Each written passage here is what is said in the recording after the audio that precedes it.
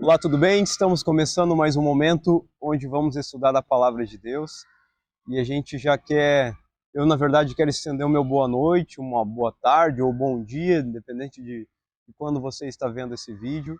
Mas é tão bom a gente poder parar e se reunir, mesmo que à distância, para ouvir aquilo que Deus tem a dizer para nós através da sua palavra.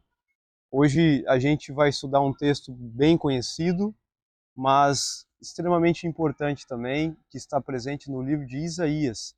Eu quero te convidar então a parar um pouquinho agora, a abrir a sua Bíblia, seja Bíblia em formato de livro ou mesmo no smartphone, e juntos abrirmos ali e procurarmos o livro de Isaías, capítulo 43. Esse texto é um texto muito utilizado para trazer conforto para muitas pessoas. É bem verdade e é bom lembrar, né, que o profeta Isaías é aquele profeta do Antigo Testamento que mais vezes noticiou a vinda de Jesus. Foi ele, o profeta, que mais vezes fez profecias a respeito da vinda do nosso Messias, do Messias tão aguardado para aquele povo.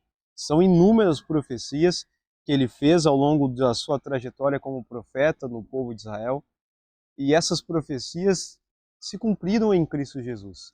É tão bom essa segurança, essa certeza que nós temos um Deus que é um Deus de promessa, é um Deus que anuncia aquilo que ele vai fazer, mas é um Deus que cumpre também as suas promessas. Essa é uma segurança que a gente tem. O Senhor não é como o humano. O Senhor, ele é Deus. E sendo Deus, ele cumpre aquilo que ele diz, né?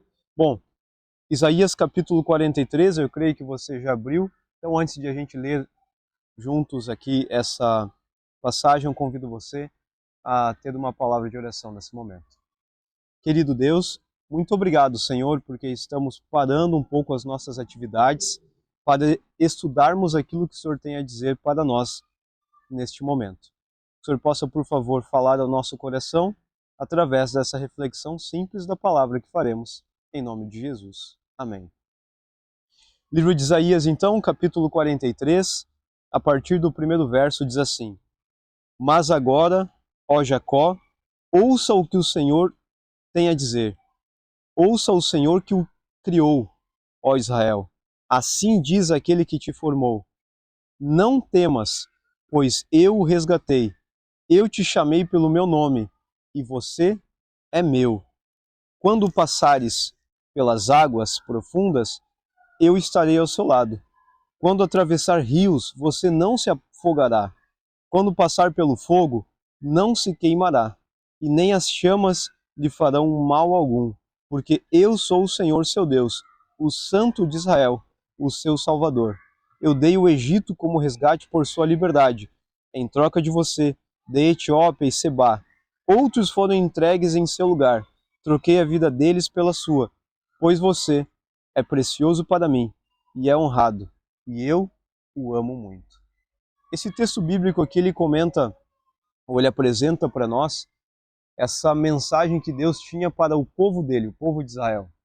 É curioso perceber que o Deus Criador, ele teve um plano um dia de ter um povo dele que anunciasse ao mundo e às nações que ali estavam perto daquele povo sobre ele mesmo. A ideia é como se fosse um, um, um, um projeto missionário diferente daquilo que a gente faz hoje, né? Hoje nós temos o ID, nós devemos sair e falar sobre Jesus para as pessoas. Naquele tempo, me referindo agora ao povo de Israel, o processo era invertido, né? Eles deveriam se tornar uma nação santa, para que, sendo diferente entre as outras nações, as demais nações olhariam para eles e perceberiam que eles não eram alguém, uma nação qualquer, um povo qualquer, mas aquele povo era um povo que seguia um Deus todo-poderoso. E é assim que Deus, na verdade era esse o plano de Deus, né? E Deus olhava para o seu povo com muito carinho. Nós conhecemos a história, a gente sabe que inúmeras vezes o povo de Israel, ele se perdeu, ele ouviu mais a sua própria voz, ele deu atenção mais para os seus próprios medos e recorreu a auxílios que por vezes não foram os melhores. Nós conhecemos isso.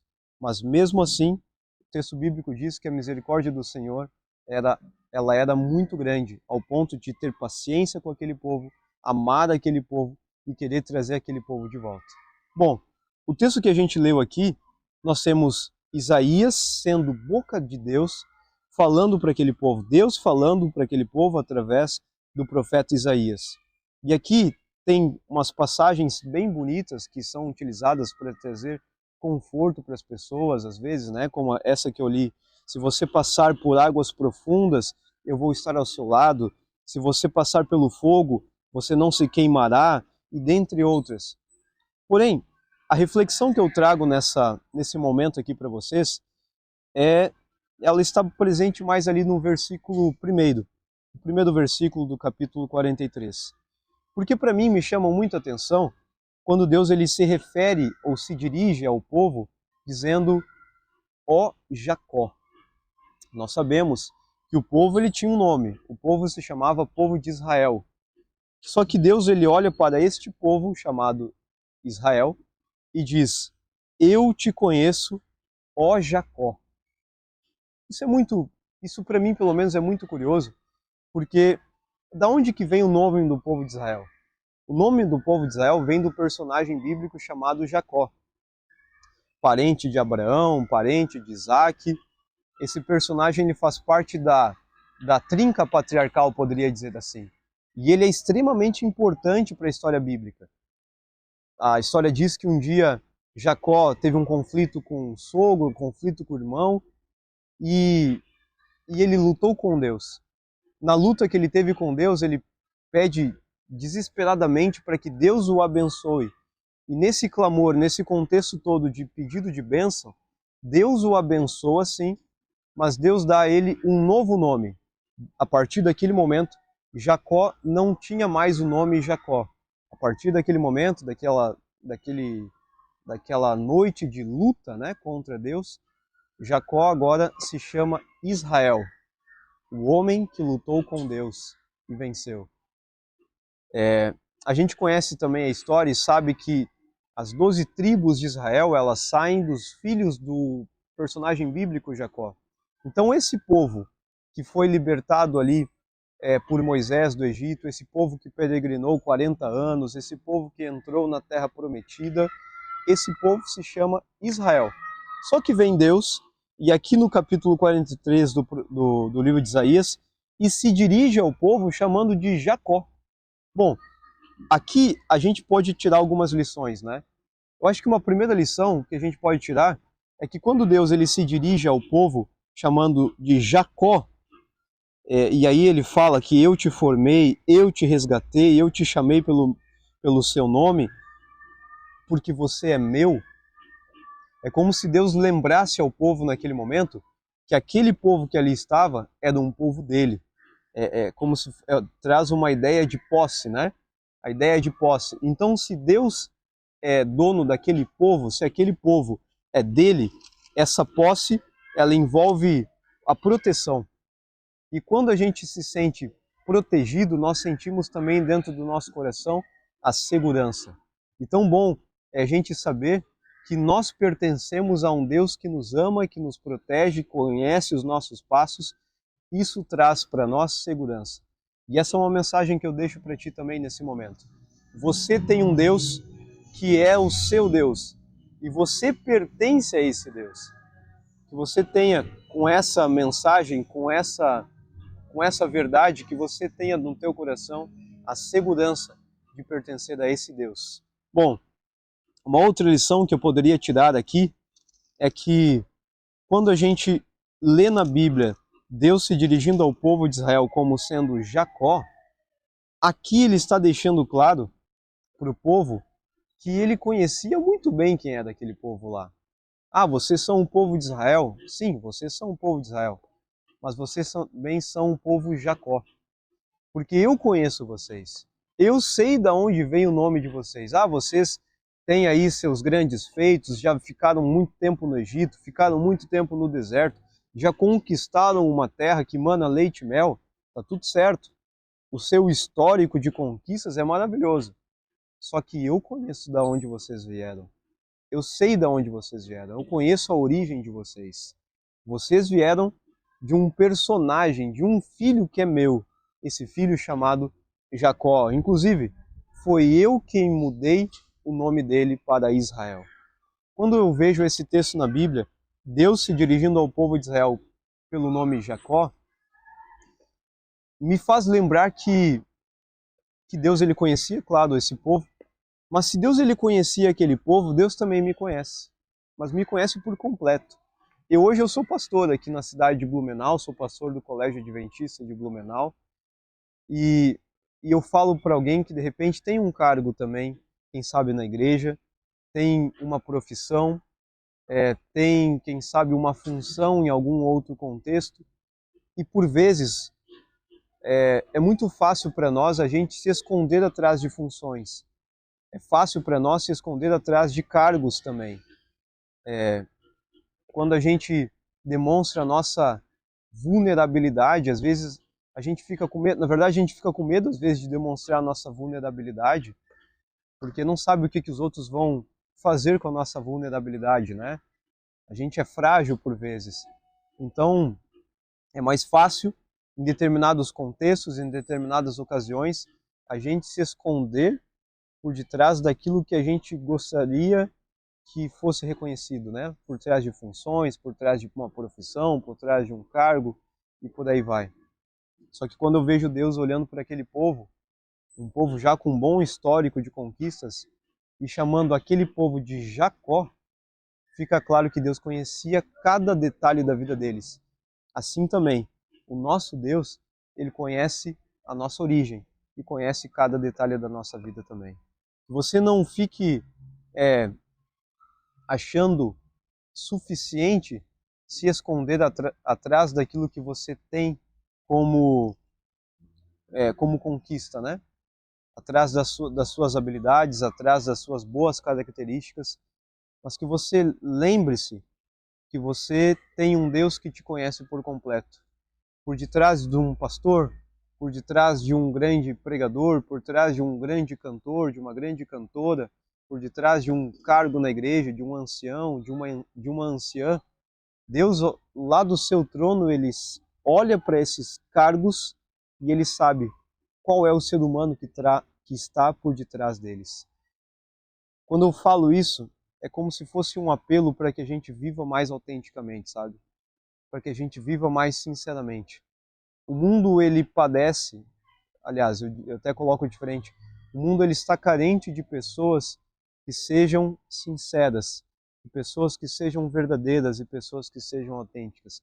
Você já percebeu como a gente gosta de estar perto de quem é autêntico, de quem é mais brincalhão, de quem às vezes fala sem pensar e depois brinca com isso, depois se arrepende e está tudo certo? É porque a gente gosta naturalmente da sinceridade, a gente gosta da verdade. E o mundo está carente de pessoas assim.